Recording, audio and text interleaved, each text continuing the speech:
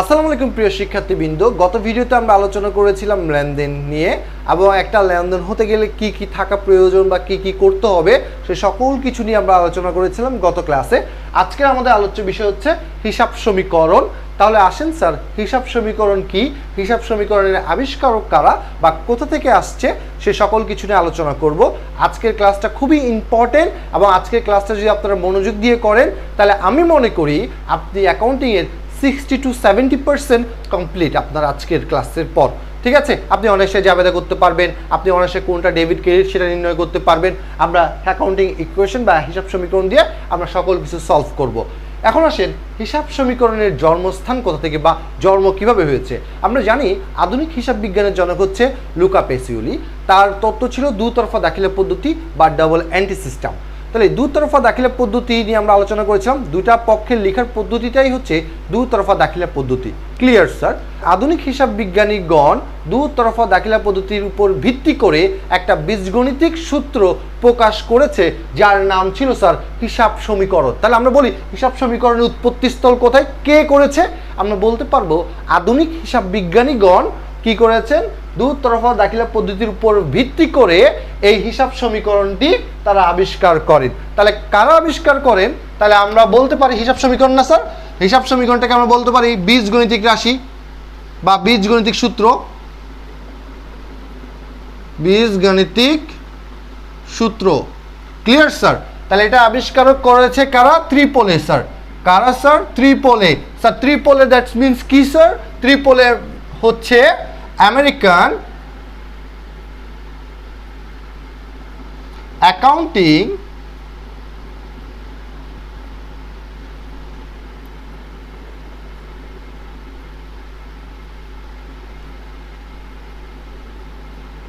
তাহলে আমরা বলতে পারি ত্রিপোলে দ্যাট মিনস হচ্ছে স্যার আমেরিকান অ্যাকাউন্টিং অ্যাসোসিয়েশন। তারাই সর্বপ্রথম এই ত্রিপোলে বা আমরা যদি বলি হিসাব সমীকরণটাই আবিষ্কার করেন। Clear sir? তাহলে ত্রিপোলে কি করেন? হিসাব সমীকরণ আবিষ্কার করেন কারা? আমেরিকান অ্যাকাউন্টিং অ্যাসোসিয়েশনরাই সর্বপ্রথম হিসাব সমীকরণটা আবিষ্কার করেন। এবং হিসাব সমীকরণ জিনিসটা হচ্ছে দুতরফা দাখিলা পদ্ধতির বীজগণিতিক সূত্র। Clear sir? আচ্ছা, তাহলে এখন আসেন, সরি স্যার, এখন আসেন আমরা কি নিয়ে আলোচনা করব। এখন আমরা আলোচনা করব যে হচ্ছে হিসাব সমীকরণের উপাদানসমূহ। তাহলে আসেন, হিসাব সমীকরণের উপাদানসমূহ কি কি? এ ইকুয়ালস টু এল প্লাস ও ই। আচ্ছা, তাহলে এ সমান মানে এ যা আসবে এল ও ইউ সেম, সমান সমান। ঠিক আছে, তাহলে এ দ্যাট মিনস কি স্যার? এ হচ্ছে যে সম্পদ বা অ্যাসেট, এল মিনস দায় বা লাইবিলিটিস, অ্যান্ড ওনার্স ইকুইটি মানে হচ্ছে মালিকানা সত্ত্ব।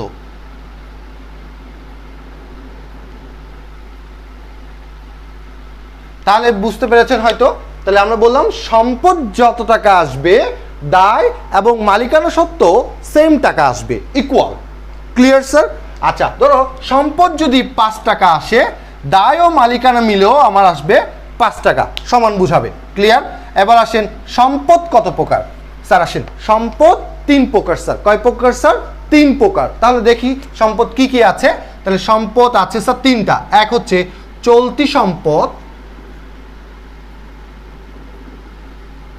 2 হচ্ছে স্থায়ী সম্পদ, 3 হচ্ছে দীর্ঘমেয়াদী বিনিয়োগ।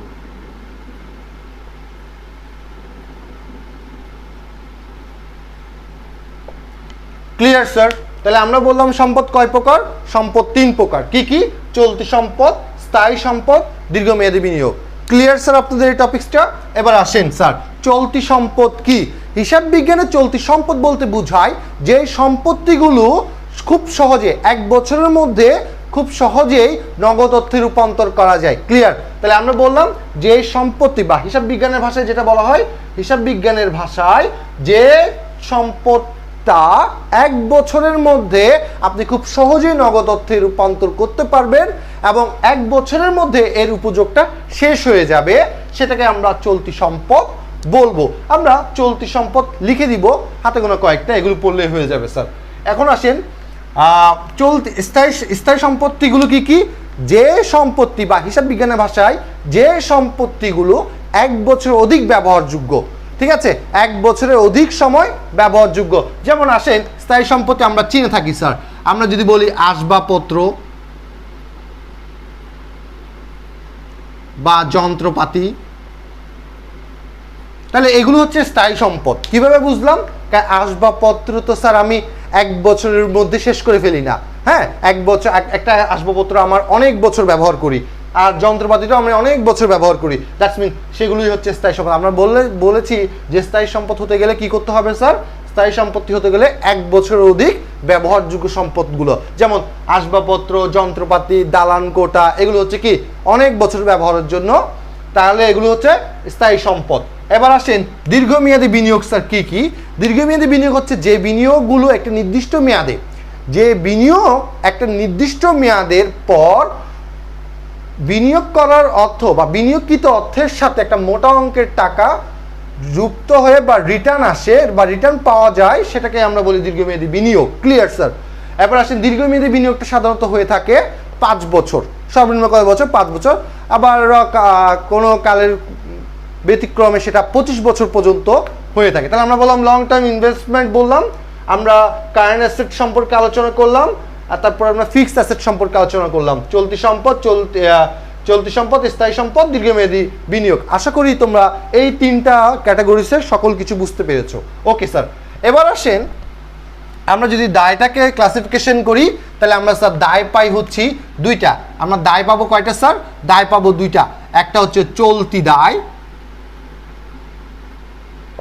আরেকটা হচ্ছে দীর্ঘমেয়াদী ঋণ।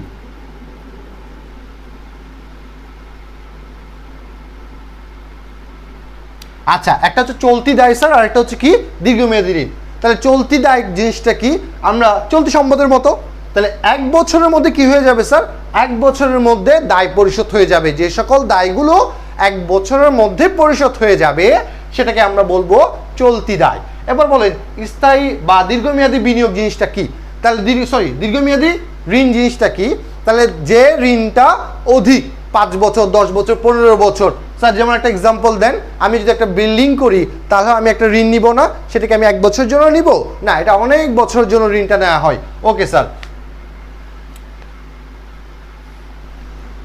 এরপরে আমাদের আলোচ্য বিষয় হচ্ছে মালিকানা সত্ত্ব বা মালিকানা সত্ত্ব। ঠিক আছে, মালিকানা সত্ত্বের মধ্যে কিছু উপাদান আছে, যেমন C+R-EX-D।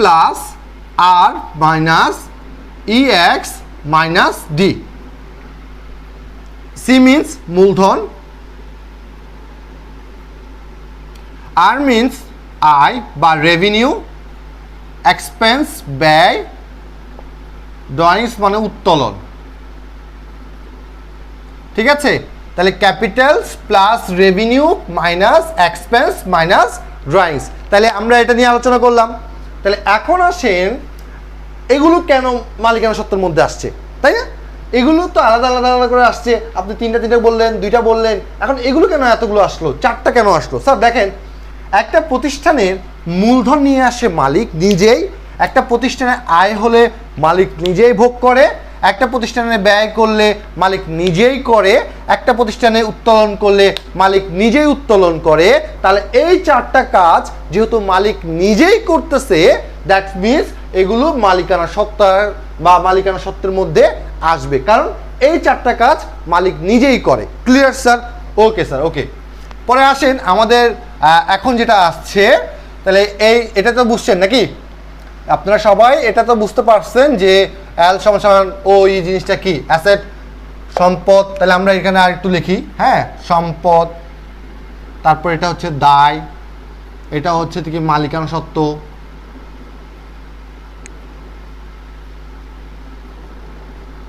ঠিক আছে স্যার? তাহলে দেখা যাচ্ছে, তাহলে সম্পদ, দায়, মালিকানা সত্ত্ব। তাহলে এখন আসেন আমরা যদি বলি সম্পদ বাড়লে,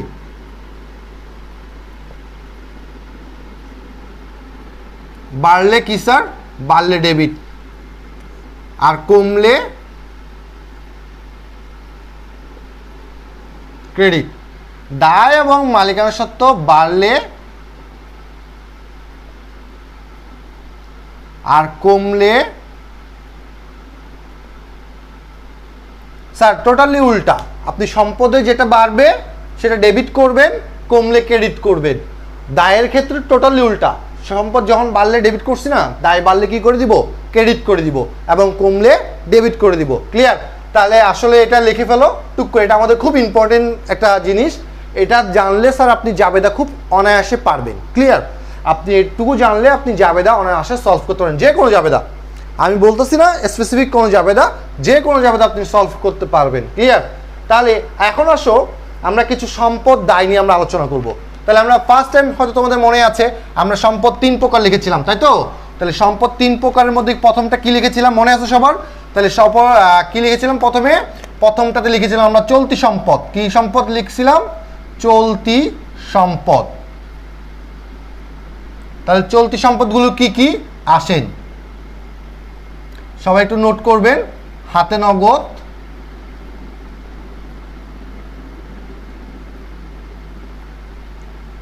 বা নগদ তহবিল,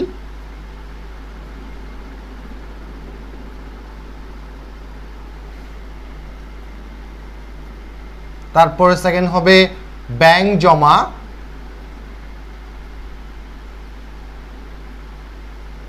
তারপরে হবে অবশ্যই স্যার এটা সমাপনীটা হবে। আচ্ছা, তাহলে হাতে নগদ বা নগদ তহবিল, ব্যাংক জমা, তারপরে আমরা লিখব দেনাদার,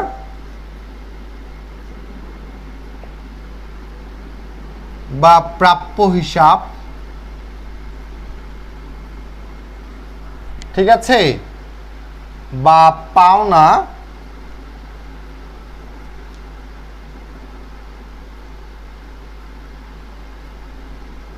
ঠিক আছে? বা বিক্রয় খতিয়ানের জের, বা বিক্রয় খতিয়ানের জের।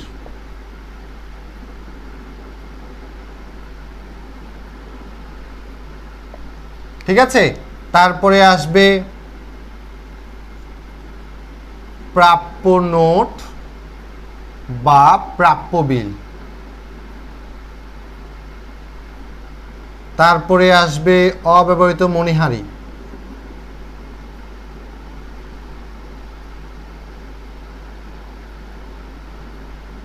এরপরে আসবে বিলম্বিত বিজ্ঞাপন,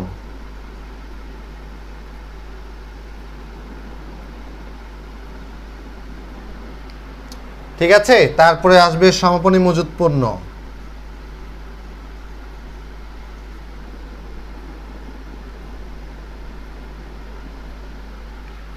আশা করি উপরে কয়েকগুলো আপনারা হয়তো লিখে ফেলতে পেরেছেন। তাহলে আমরা উপরে কয়েকগুলো মুছে দিই আমরা শুধু আর 2টা লিখবো। তাহলে আমার যেহেতু বোর্ড ছোট স্যার, তাহলে এখানে কি লিখবো? সমাপনী মজুত পণ্য, এখন লিখবো সকল প্রকার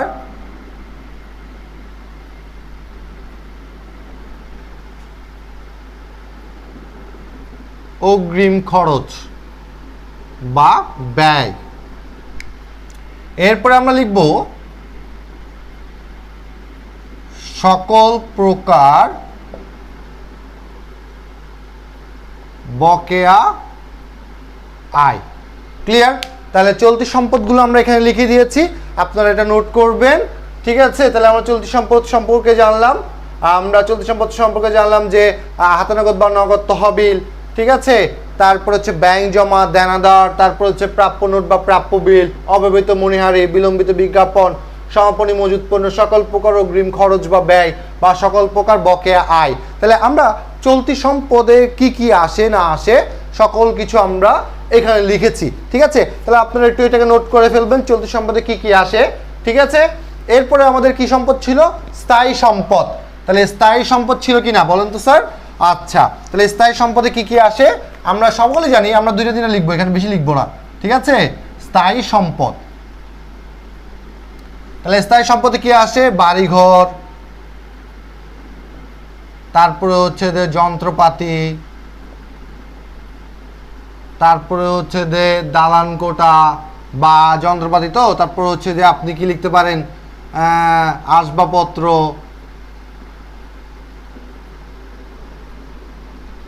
ঠিক আছে? তারপর এরকম আর কি স্যার, যেগুলো স্থায়ী সম্পদ ওগুলোই, মানে যেগুলো সম্পদগুলো হচ্ছে অনেক দিন ব্যবহার করা যায়। ঠিক আছে? যেমন ফ্যান, মেশিন, এগুলো আর কি স্যার, সবগুলো এখানে স্থায়ী সম্পদের মধ্যে আসবে। এরপর নাই লিখলাম এটা। তারপর হচ্ছে দীর্ঘমেয়াদী বিনিয়োগ, মেয়াদি বিনিয়োগ,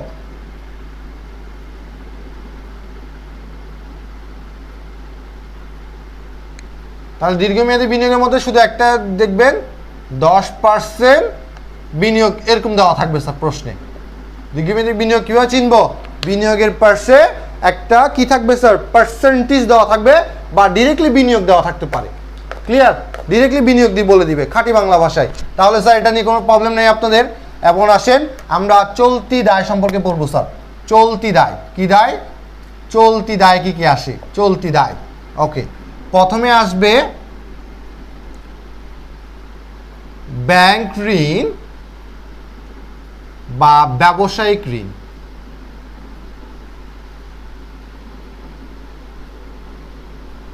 তারপরে আসবে ব্যাংক জমাতিরিক্ত,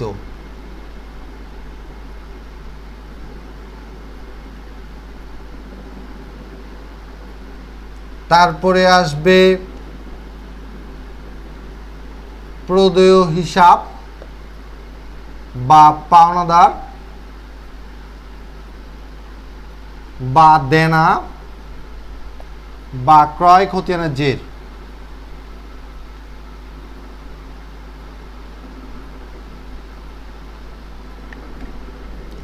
এরপরে আমাদের আর আসবে কি? প্রদেয় নোট বা প্রদেয় বিল। প্রদেয় নোট বা প্রদেয় বিল। পরেরটা আমাদের কি লিখবো? পরেরটা আমরা লিখবো যে হচ্ছে প্রদেয় নোট বা প্রদেয় বিল, তো লিখছি তাই না? এখন লিখবো সকল প্রকার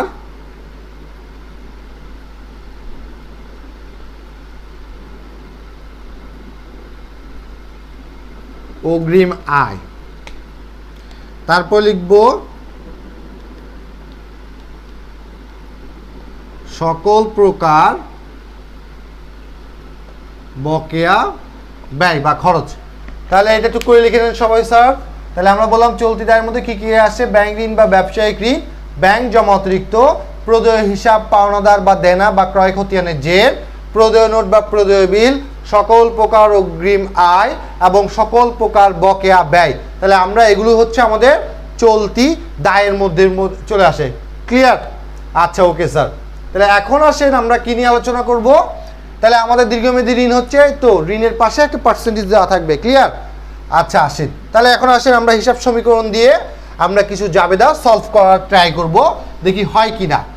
ক্লিয়ার? তাহলে এটা সবাই অবশ্যই লিখে ফেলছো বা স্ক্রিনশট নিয়ে রেখে লিখে ফেলবা। আচ্ছা তাহলে আমরা লিখলাম এ সমান সমান এল প্লাস ও ই। ঠিক আছে? তাহলে এটা বললাম, এটা যদি বাড়লে ডেবিট, কমলে ক্রেডিট। ক্লিয়ার? এল এবং ওইটা হচ্ছে কি বাড়লে ক্রেডিট, কমলে স্যার ডেবিট। এখন আসলে জাবেদা নিয়ে আমরা আলোচনা করি। ঠিক আছে? ধরেন যে কোনো একটা জাবেদা, ধরেন আমি যদি বলি ধারে বা পণ্য ক্রয়, প্রথমে সহজ থেকে শুরু করি। হ্যাঁ, পণ্য ক্রয় ধরো 1000 টাকা। স্যার পণ্যের নামে হিসাব বিজ্ঞানে কোনো হিসাব হয় না, সেক্ষেত্রে আমরা ধরতে হবে ক্রয় হিসাব। ক্লিয়ার? পণ্যের নামে কি হয় না স্যার? হিসাব হয় না আসলে। আচ্ছা দেখি তাহলে এখন কি করা যায় স্যার? জাবেদা করব। তাহলে কিভাবে করব? তাহলে পণ্য ক্রয়, তাহলে আচ্ছা আসুন ভেবে দেখি একটু। আমরা বললাম যে পণ্য যদি ক্রয় করি, তাহলে এখানে একটু খেয়াল করে দেখেন, আমরা এখানে লিখি আর সহজের জন্য সি প্লাস আর মাইনাস ইএক্স মাইনাস ডি।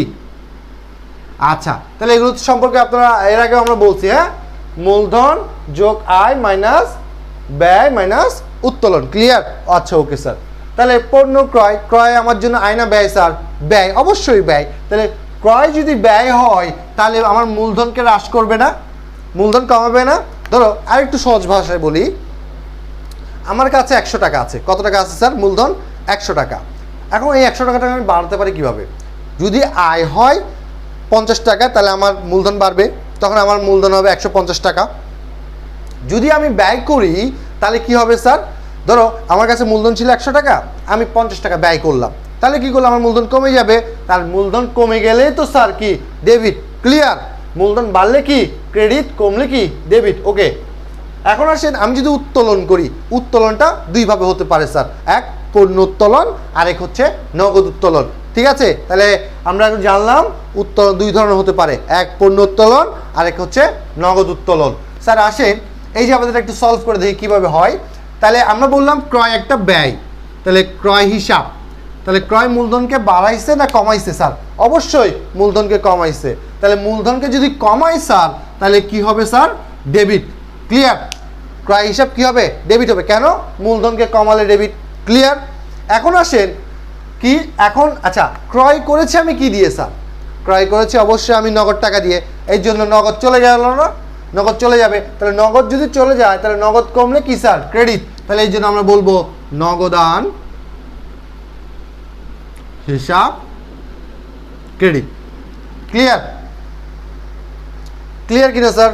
তাহলে জাবেদাটা বুঝতে পারছো?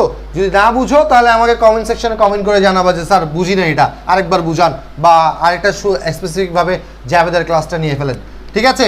যদি আসো, যদি আমি বলি ধারে পণ্য ক্রয় 1000 টাকা, 1000 টাকা দিলাম স্যার, 1000 টাকা জান। ধারে পণ্য ক্রয় দিলাম কত টাকা স্যার?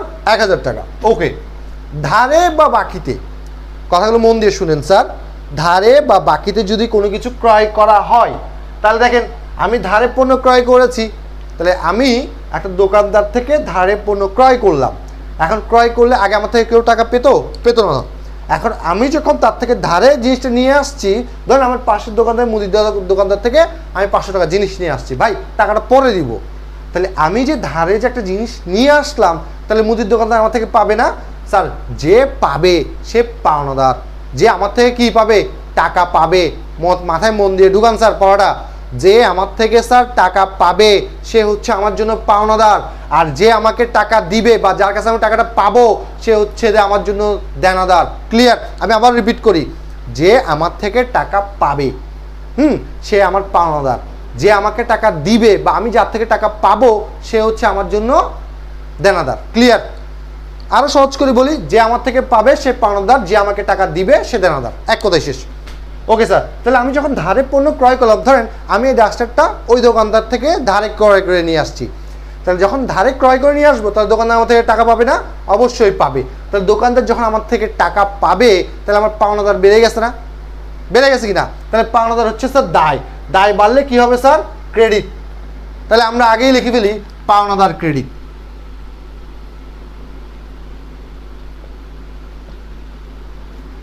ঠিক আছে? আচ্ছা, তাহলে আমি কি করেছিলাম স্যার? ক্রয় করেছিলাম না?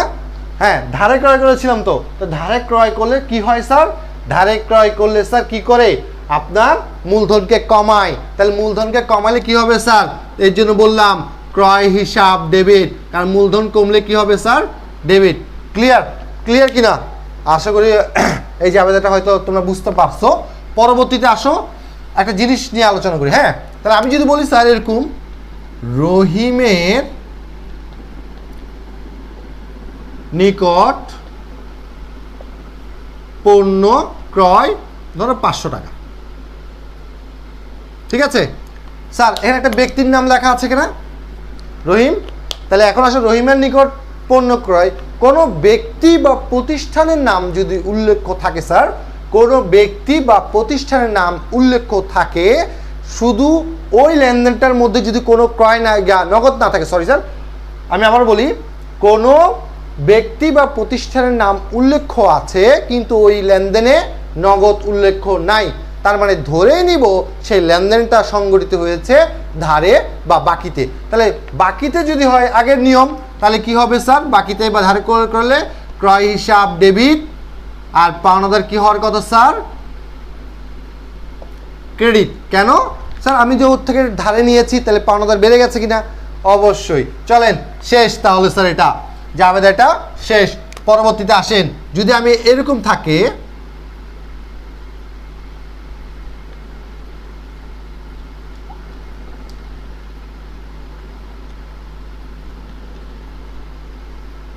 আসবাবপত্র ক্রয় কত টাকা স্যার?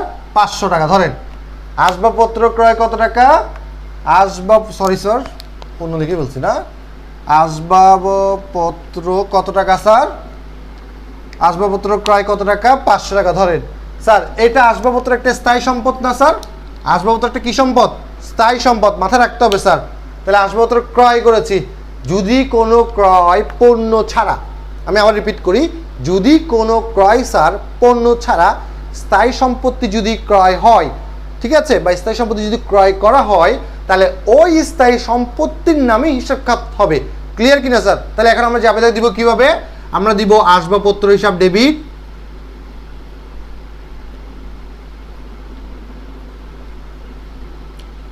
আবার আমরা দিব যে নগদান ক্রেডিট। একটু নিয়ে আলোচনা করতেছি স্যার, নগদান ক্রেডিট। স্যার আসবাবপত্র আমার সম্পদ, তাহলে সম্পদ বেড়ে গেছে কিনা? তাহলে সম্পদ বাড়লে কি হবে স্যার? ডেবিট। আগে আমার একটা ফার্নিচার ছিল, আমি আরেকটা ফার্নিচার কিনেছি, তাহলে সম্পদ বেড়ে গেছে স্যার। সম্পদ বাড়লে স্যার কি হবে স্যার? ডেবিট। এখন আসো, সম্পদটাকে আমি এমনি এমনি কিনছি?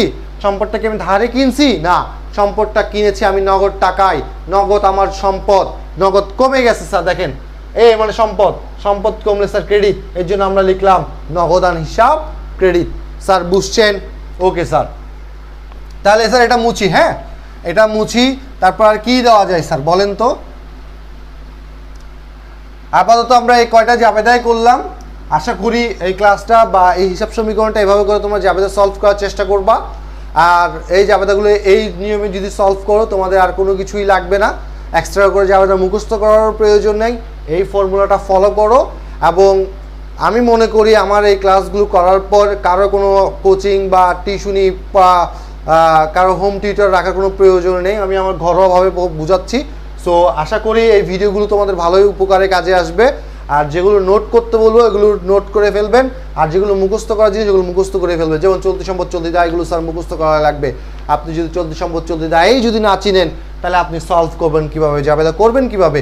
Clear sir? তা আপনি চলতি সম্পদ চলতি দায়গুলো একটু মুখস্থ করেন, মুখস্থ করে এই পাজেলটা মিলান, দেখবেন স্যার আপনি সকল জাবেদা পেরে যাবেন। এরপরও যদি আপনাদের স্পেসিফিকভাবে যদি জাবেদার ক্লাস লাগে, আপনারা অবশ্যই কমেন্ট করে জানাবেন। এবং আমরা লাইভ ক্লাসে যখন করব তখন আপনারা প্রশ্ন করলে তখন আমরা এই জাবেদাগুলো সলভ করব। ঠিক আছে, আজকের মতো এতটুকুই। সবাই ভালো থাকবা, সুস্থ থাকবা। আল্লাহ হাফিজ।